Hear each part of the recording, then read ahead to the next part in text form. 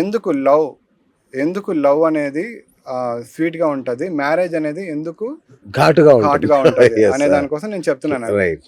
అంటే దీంట్లోనే కదా, అంటే ఇలా కావడానికి కూడా కర్మలే కారణం అయి ఉంటాయి కదా.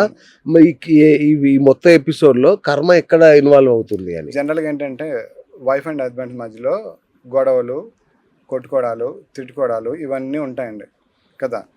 అయితే ఇప్పుడు కర్మ ఎలా ఇన్వాల్వ్ అవుతుందంటే, ఫర్ ఎగ్జాంపుల్ ప్రీవియస్ లైఫ్లో వీళ్ళిద్దరూ కూడా ఇప్పుడు హస్బెండ్ వైఫ్ లాగా, వైఫ్ హస్బెండ్ లాగా ఉండుండొచ్చు.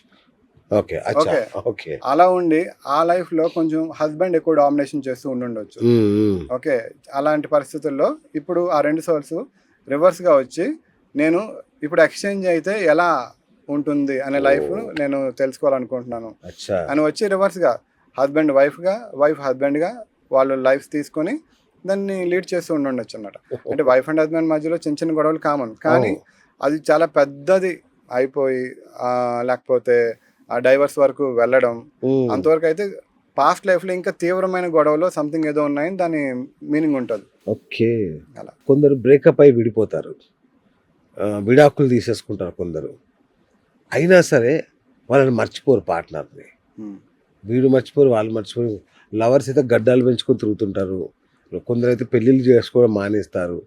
ఇట్లా కనెక్షన్, అంటే ఈ కనెక్షన్ పూర్వజన్మలో వాళ్ళ స్టోరీ అసంపూర్ణంగా మిగిలిపోవడం వలన ఇంకేదైనా రీజన్ ఉందా ఇట్లా? ఉండొచ్చండి. ఇప్పుడు ప్రతి కేసుకి మనం చూడాల్సిన అవసరం ఉంటుంది. ఓకే, ఇప్పుడు మనం జనరలైజ్ చేసి ఇలాంటి కేసులన్నింటికి ఇదే రీజన్ ఉంటుంది అని మనం చెప్పడానికి లేదు. ఓకే, సేమ్ ప్రాబ్లంతో వచ్చిన వాళ్ళకి డిఫరెంట్ రీజన్స్ ఉండుండొచ్చు. ఓకే, ఇప్పుడు ఫర్ ఎగ్జాంపుల్ ఒక కేసులో ఇప్పుడు ఏదైనా సరే డైవర్సులు జరుగుతున్నాయంటే వాళ్ళకి ప్రీవియస్లో ఒక బ్యాడ్ ఒక ఎనిమీస్గా ఉండుండొచ్చు. ఓకే, రాజులు ఇద్దరు ఎనిమీస్గా ఉన్నారనుకోండి, వాళ్ళు ఈ లైఫ్లో వైఫ్ అండ్ హస్బెండ్గా రావచ్చు. ఎందుకంటే ఇప్పుడు రాజ్యాలు లేవు, కొట్టుకోవడాలు లేవు, యుద్ధాలు లేవు, కాబట్టి వైఫ్ అండ్ హస్బెండ్గా వచ్చేసి మళ్ళీ అదే శత్రుత్వం కంటిన్యూ అవుతూ వాళ్ళు డైవర్స్ తీసుకోవచ్చు. ఇలాంటిది ఒక రీజన్ అయితే కనుక మన ఫోర్ ఫాదర్స్ కర్మలు కొన్ని ఉంటాయండి. ఓకే, అంటే మన జనరేషన్లో ఎవరైనా ఒక పర్సన్ చాలా పెద్ద ప్రాబ్లమాటిక్గా ఒక సమాజానికి చేయకూడని ఒక పెద్ద పను ఏదైనా ఒకటి చేసి పెద్ద కర్మని కనుక అలా మూటగట్టుకుంటే అది కొన్ని జనరేషన్స్ వరకు అది వెళ్తూ ఉంటుంది అనమాట, దాన్ని క్లియర్ చేసుకునేంత వరకు. సో అలాంటప్పుడు కూడా వాళ్ళ ఫ్యామిలీ ట్రీలో ఈ డైవర్స్లు, లేకపోతే లేట్ మ్యారేజెస్, లేకపోతే కెరియర్లోని తొందరగా ముందుకు వెళ్ళలేకపోవడం, ఇలాంటివన్నీ జరుగుతూ ఉంటాయండి. మా దగ్గరికి వచ్చిన ఎవరికైనా సరే మేము ఫస్ట్ వాళ్ళతో మాట్లాడి ఇంటర్వ్యూ చేస్తాం అనమాట. ఏంటి మీ మెయిన్ ప్రాబ్లం? ఓకే, అలా మాట్లాడుతూ మీ ఫ్యామిలీ ట్రీలో ఎవరైనా సరే ఇలాంటి బిగ్ ఛాలెంజెస్ ఉన్నాయా మీ ఫాదర్ ఫ్యామిలీలో కానీ మదర్ ఫ్యామిలీస్లో కానీ అని చెక్ చేస్తాం అనమాట. రేర్గా ఒక 10% పీపుల్లో ఇలాంటివి కనిపిస్తాయి. మా అత్తకి అలా జరిగిందండి, అలాగే మా పిన్నికి అలా జరిగింది, మా అమ్మమ్మకి అలా జరిగింది, మీరు చెప్తుంటే నాకు అర్థమవుతుందండి అని చెప్తూ ఉంటారనమాట. వాళ్ళకి ఈ సెషన్ చేస్తే వీళ్ళ పాస్ట్ లైఫ్స్ రావు, వాళ్ళ ఫ్యామిలీ ట్రీలో అప్పుడు ఏం జరిగిందో ఆ లైఫ్ వస్తుంది అనమాట. రూట్ కాజ్ తెలుసుకోవడం కోసం ఆ లైఫ్ వచ్చి అతను ఏం చేశాడు, అతను ఎంత పెద్ద పాపం చేశాడు అనేది రివీల్ అవుతుంది. ఇప్పుడు దానికి ఏం రెమెడీ చేసుకోవడం అనేది చెప్తారనమాట. రిలేషన్షిప్స్ ఫెయిల్ అవుతుంటాయి కదా చాలా వరకు, కొన్ని చాలా. సో అది పనిష్మెంట్ కాదు, ఒక మంచి జరిగింది అనుకోండి అంటారు మీరు, ఏంటది? అంటే ఇప్పుడు ఇందాక అనుకున్నట్లుగా అన్ఫినిష్డ్ రిలేషన్షిప్స్ ఉంటాయి. ఓకే, ఇందాక ఎనిమీ ఎగ్జాంపులే తీసుకున్నాం. ఇద్దరు ఎనిమీస్ కొట్టుకున్నారు, ఇక్కడ వచ్చి భార్య భర్తలుగా వచ్చారు, విడిపోయారు అనుకోండి. ఓకే, ఇది ఇక్కడికి వచ్చింది, ఇక్కడ నుంచి ఫర్దర్గా మళ్ళీ నెక్స్ట్ లైఫ్లో అది జరగకుండా వెళ్ళాలి అంటే ఈ లైఫ్తో దాన్ని స్టాప్ చేయొచ్చు. స్టాప్ చేయాల్సిన అవసరం కూడా ఉంది, ఎందుకంటే వాళ్ళు అలా ఎన్ని లైఫ్లని అలా కొట్టుకుంటూ దాన్ని క్యారీ ఫార్వర్డ్ చేసుకుంటూ వెళ్తారు కదా.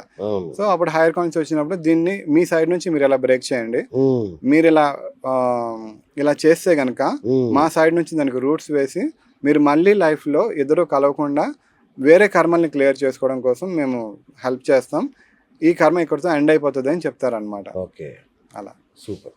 ఇంకొకటి ఫస్ట్ అడిగాను మిమ్మల్ని, డబ్బు ఉంటుంది, అధికారం ఉంటుంది, హోదా ఉంటుంది, వందలాది మంది మాగదులు పిలిస్తే పలికేంత దూరంలో మనుషులు ఇంత ఉన్నా కూడా మనశ్శాంతి ఉండదు, నిద్ర పట్టదు.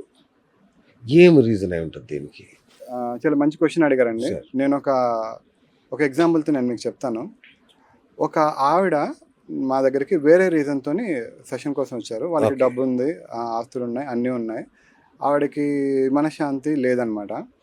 వాళ్ళకి పైకి కనిపించే రీజన్ ఒకటి, కనిపించని రీజన్ వేరే ఉంది. ఓకే. ఓకే, ఆవిడ లైఫ్లో ఏం జరిగిందంటే ఫస్ట్ ఒక మ్యారేజ్ వచ్చింది. వాళ్ళ ఫ్యామిలీ మొత్తం వాళ్ళు దుర్గా అమ్మవారికి ఉపాసన చేస్తారు. వాళ్ళ ఫ్యామిలీలో ఏంటంటే ఇంపార్టెంట్ ఏమైనా జరిగేటప్పుడు దుర్గా అమ్మవారు వాళ్ళ ఫాదర్ ఒంటి మీదకి వచ్చి ఏదైనా ఒక ఇది చెప్తూ ఉంటారనమాట, ఇలా చేయండి, ఇలా చేయండి. ఇంపార్టెంట్ డెసిషన్ జరిగిన ప్రతిసారి వస్తారు. ఈ అమ్మాయి మ్యారేజ్ అప్పుడు కూడా దుర్గమ్మవారు వచ్చారు. వచ్చి ఇదిగో ఈ సంబంధం వచ్చింది కదా, అది మీకు కరెక్ట్ మ్యాచ్, ఓకే, అతన్నే మీరు మ్యారేజ్ చేసుకోవాలి, ఓకే, అతని కోసం వెయిట్ చేయండి అంటే వాళ్ళు మళ్ళీ కాల్ చేయలేదు, రిప్లై లేదు, ఏమీ లేదు. కానీ దుర్గమ్మ వారు వెయిట్ చేయమని చెప్పారు. ఇంకా వీళ్ళు వేరే సంబంధాలు ఏం చూడడం మానేశారు. దేవుడి మీద నమ్మకంతో అలా ఒక 2 years వెయిట్ చేస్తే మా దగ్గర నుంచి కాల్ వచ్చింది, ఒప్పుకున్నారు, మ్యారేజ్ అయింది. అమ్మయ్య, దేవుడి దయ వల్ల అంతా జరిగింది అని చెప్పి అనుకున్నారు. కానీ అక్కడే అసలు స్టోరీ స్టార్ట్ అయిందనమాట. మ్యారేజ్ అయిన మొదటి రోజు నుంచి ఆ అమ్మాయికి హస్బెండ్ నుంచి టార్చర్. మొదటి రోజు నుంచి అత్త మామల నుంచి టార్చరు, ఆడపడొచ్చుల నుంచి టార్చరు. ఆవిడ ఎన్నోసార్లు నాకు ఎందుకు ఈ లైఫ్, ఓకే, అసలు మా ఫ్యామిలీ ఎంత మంచిది, ఇంత మంచి ఫ్యామిలీకి నాకెందుకు ఇలా వచ్చింది, మళ్ళీ దుర్గమ్మ వారు రికమెండ్ చేసిన లైఫ్ ఇది అని అప్పటి నుంచి బాధపడుతూనే ఉంది. కాకపోతే ఆవిడకి దుర్గమ్మ వారి తాలూకు బ్లెస్సింగ్స్ ఉన్నాయి కాబట్టి ఆవిడ కొన్ని మెడిటేషన్ పాత్లోకి వెళ్ళి కొంత మెడిటేషన్స్ చేసుకుంటూ అలా లైఫ్ని లీడ్ చేసుకుంటూ ముందుకు వచ్చిందనమాట. కానీ అలా అలా అలా అది పిల్లలు పుట్టారు, పిల్లలు పెద్దవాళ్ళు అయ్యారు, కానీ అది కంటిన్యూ అవుతూనే ఉంది. ఓకే, ఆవిడ సెషన్లోకి వచ్చారనమాట. సెషన్లోకి వస్తే ఆవిడకి సెషన్ స్టార్ట్ చేయడం జరిగింది. సెషన్లో పాస్ట్ లైఫ్లో ఆవిడ ఫస్ట్ ల్యాండ్ అయ్యారు ఒక చుట్టూ మంచు కొండలు, ఒక గుహ లోపలికి ఆవిడ వెళ్తే ఎదురుగా మహావతార్ బాబాజీ. ఓకే, ఆయన డైరెక్ట్గా ఆవిడ చూశారనమాట.